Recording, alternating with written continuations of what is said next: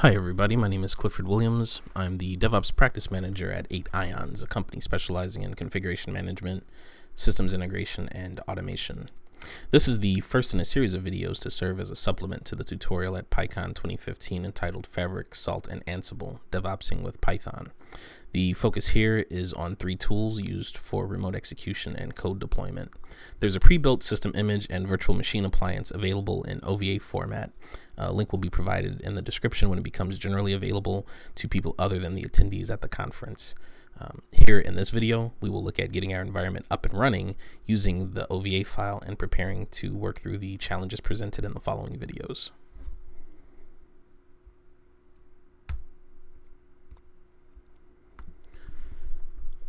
The first thing we need to do is make sure that we have a copy of VirtualBox. We're using VirtualBox because it's free and multi-platform.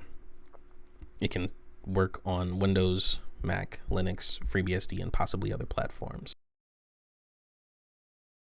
You can get VirtualBox by going to virtualbox.org, clicking on downloads, and make sure that you get a version that's 4.3 or newer and 64-bit, since our system image is 64 bits. Once you download and install VirtualBox, you will launch it and you will be in the VirtualBox Manager. This is where you'll import your OVA file. So for me, being on the Mac, I would go up to the top, click on File, and Import Appliance. Let me remove this old one so that I can walk you through the full process.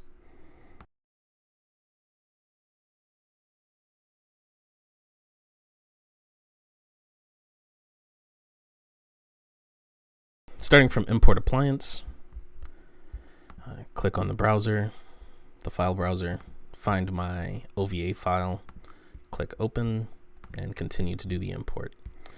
Here we can see a profile of the system that's going to be created. 64 bits, 2 CPU cores, 1 gig of RAM.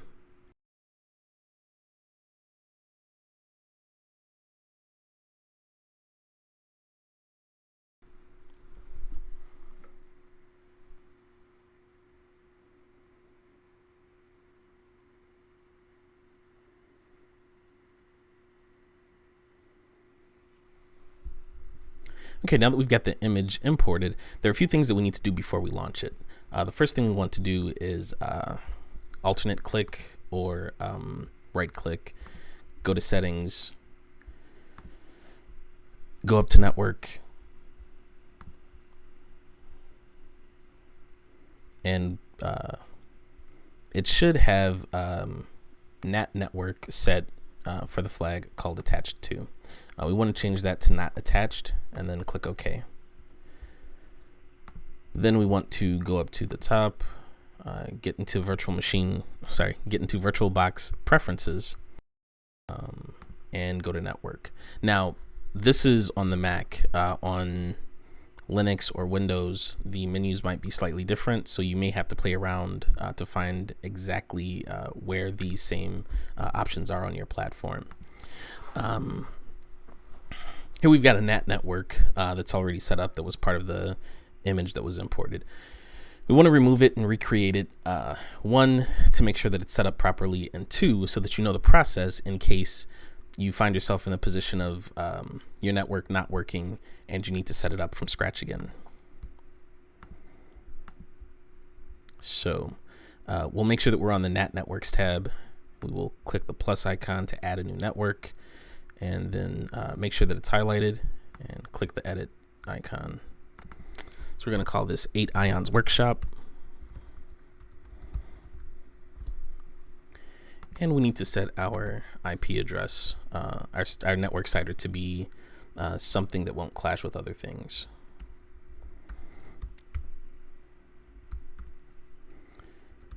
So I'm using 10.100.182.0 with a /24. You should use those exact numbers. Don't pick something different. It's kind of important to the rest of the tutorial that we have this consistency across the whole range. We want support for DHCP, and we don't need support for IPv6. Under port forwarding, we're going to go ahead and set up a rule to allow SSH. So we will just call it SSH. Protocol is going to be TCP. Host IP, this is the IP of the host machine, meaning the machine that you're working from. I recommend that you use 127.0.0.1 so that it's only accessible internally to the machine and not externally out on the network. Port, I'm using 8022. You can change this to another port if you like. I like 8022 because it's probably not in use already. And it still has 22 in it, so I know that it's related to the SSH protocol. Guest IP, this is the IP address that the forward will actually point to, and that's going to be the VM that we're going to fire up in just a little bit.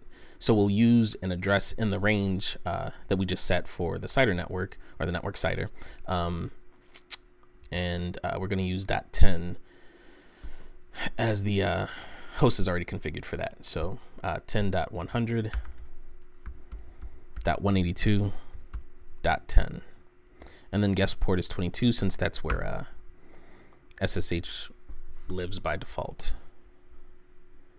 So we will click OK. Click OK again. Once more. Now we need to attach the network interface in the VM to that network. So we'll go to settings, click on network, make sure that we're on adapter 1.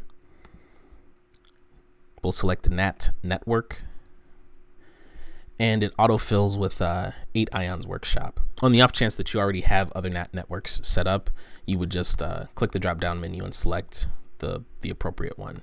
Now we can click OK to close this, and we can start our VM.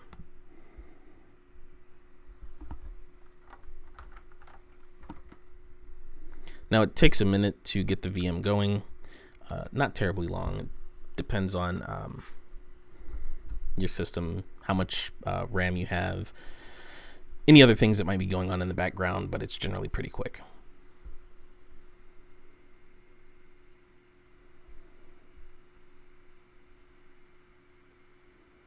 Let's go ahead and log in. We'll use the root user with the password of root.password. And there are a few things that we want to check before we get to work here. The first thing is the network configuration. So this is a FreeBSD machine, and the basic network stuff is configured under rc.conf. Let's change this to make it better visible.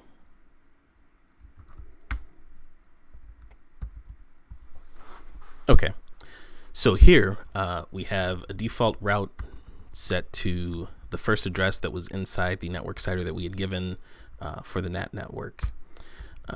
If config default, I'm not going to go into all of the details about FreeBSD's RC files, but we do set the IP address here, and we set it to .10, which is the address that we had given in the port forward configuration.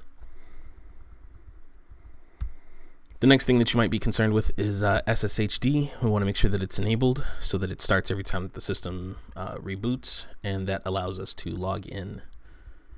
So we'll exit this file. And then the file where you may need to make some changes, well, you will most likely need to make some changes, is etcresolve.conf.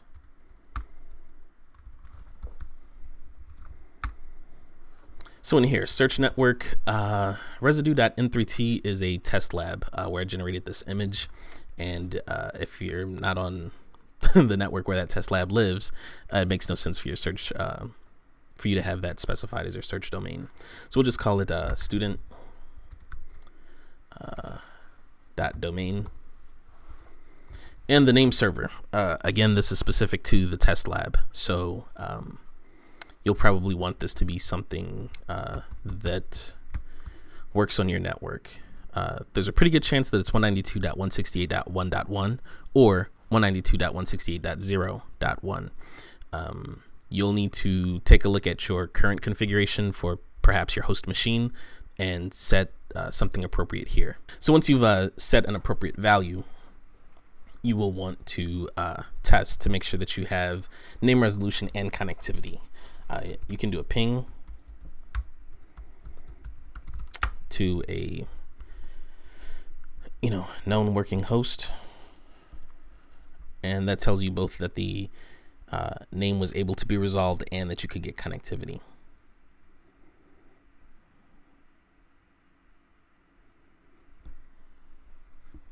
So once you know that you have a working network configuration, you're basically done with this interface. There's no need to log back in using the VirtualBox window. Now, if you want, you can shut down the VM at this point and then start it again in headless mode. But that's kind of a hassle. So I'm just going to minimize it and keep it like that. We don't need that. And I'm going to go over here to a terminal. In this case, I'm using iTerm. You can use whatever terminal program you like. You can use PuTTY, Xterm, console, whatever your preference.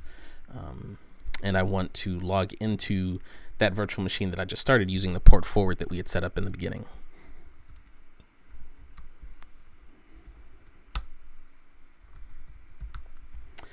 The username that I will use is student00. I'm connecting to localhost on port 8022. And I'm prompted for the password for student. Now you may be prompted to confirm the host key. Just go ahead and type yes to confirm that, and then you'll get the password prompt. So here the password is student00.password. And you'll see that I'm logged in. You can tell that it's the same VM because when I type W, you see root still logged in the window that I had just minimized. So part of the reason we're using a terminal program is that it gives us the sense of doing things the way that we would if we were actually administering machines remotely instead of, typing into a VirtualBox window. It also lets us, copy and paste things, do other interactions in a way that doesn't require us to have the special drivers installed for VirtualBox. So I can resize this window. I can do many other things. I'm going to exit from the host now, and you'll notice that when I go to reconnect, I'm prompted again for my password. So at this point, it's probably prudent to make an SSH key. All right, so you type SSH keygen, and it will prompt you for a path to put the file in. You can accept the default, that's fine. Since I've already got a key created, I'm not going to walk through the process of completely creating a new key. Instead, once you're done creating your key, you can transfer it over to the new machine. There are many ways to do this. I'm just going to cat out my public key file.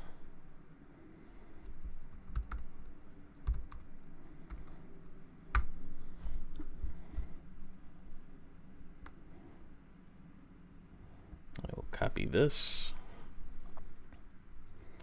and then reconnect to the host, type in the password. Now this is the password for the user that we're logging in as. Here we need to make a special directory, change directories to that special directory, and then create a file called authorized keys. And in this file, we will paste our key.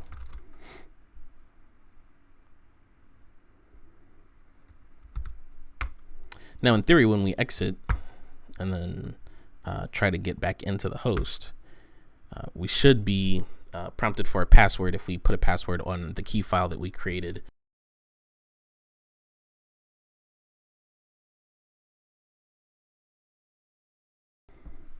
And once we supply the password for the key, we're logged into the host.